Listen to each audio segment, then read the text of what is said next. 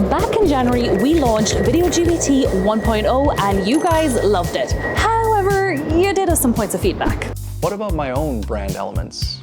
Yeah, shouldn't I be the one to decide the length of my own video? Yeah. And why can't I do it in my own language? Come on, yeah! So let's ask James from the development team if he can make this. All right, James, you've seen the feedback. What do you think? Can we make it happen?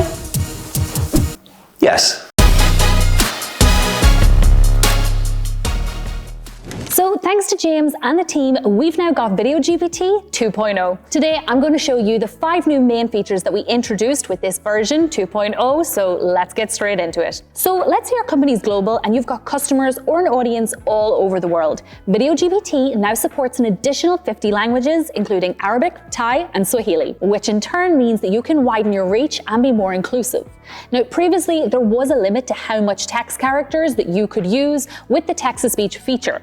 Now I can paste in my entire script here with no problems. I can even choose from a different male or a female speaker to narrate my script. It's that easy. You can also turn boring PDFs, no shade, just facts, into videos here in minutes using GPT by VEED. Instead of typing out a prompt here to make a video, you can simply attach a PDF file and allow VEED's AI to morph it into something much more interesting.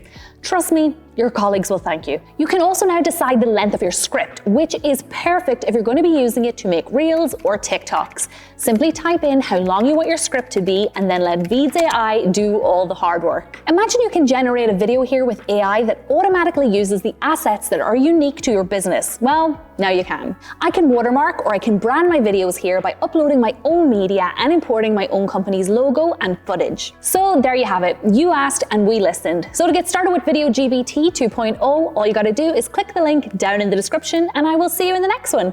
Bye.